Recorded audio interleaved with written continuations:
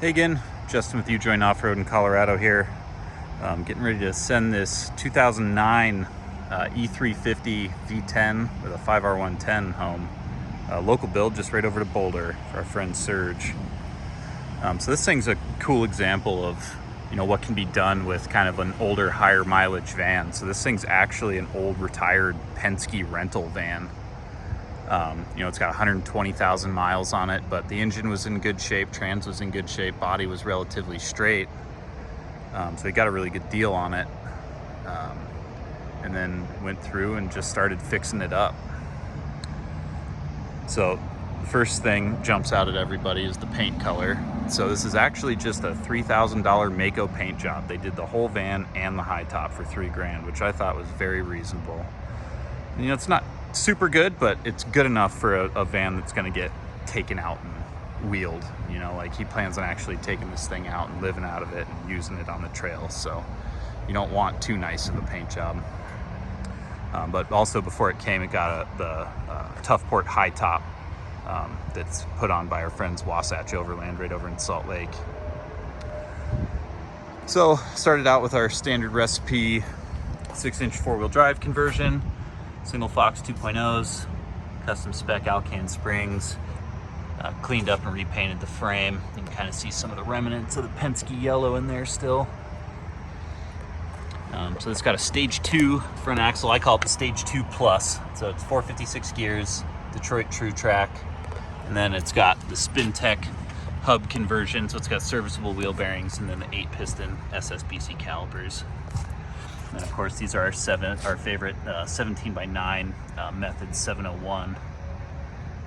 You gotta be careful when you're shopping for these wheels. There's a couple different 8-on-170 part numbers. There's one that's 8.5 wide, and then there's one that's 9 wide. The one that's 9 wide is the only one that has like exactly the perfect offset and back spacing for what we're looking for on these vans. And then of course, our favorite 35 1250 17 Falcon Wild Peak on that. Stock Fleet front bumper and grille.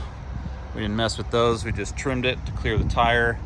And then we swapped out the sealed beams for these super nice Vantage Optics lights. This will be getting one of our front bumpers here shortly. He's gonna come back for that, and the lights and the winch and everything. So we've just got the OBA flushed into the front bumper for now. Get him out on the trail and using it.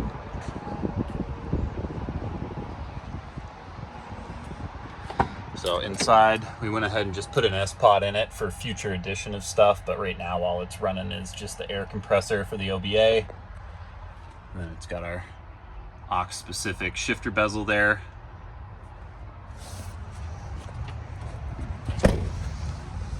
And here's the onboard air hiding down underneath in the usual spot on the frame.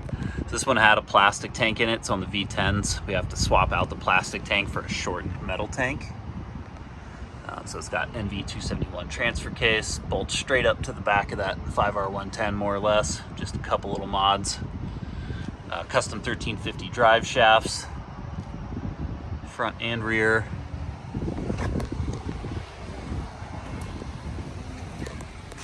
Out back, we rebuilt the stock semi-float Dana 60 with an aux locker and some 456 gears.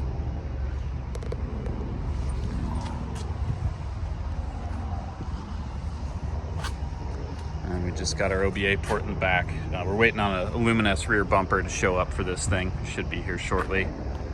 We'll get that put on in a few weeks once it gets here. Overall, super cool van. It's sitting up a little high in the back right now because he's got a big interior build planned. He's gonna be full-timing in this. So it's gonna get a lot heavier in the back, so we've compensated with the springs for that. So if you have any questions, inquiring about an install here in Colorado, email me at justin@ujoinoffroad.com. If you're inquiring about do-it-yourself kit or install in North Carolina, email chris@ujoinoffroad.com. Thank you.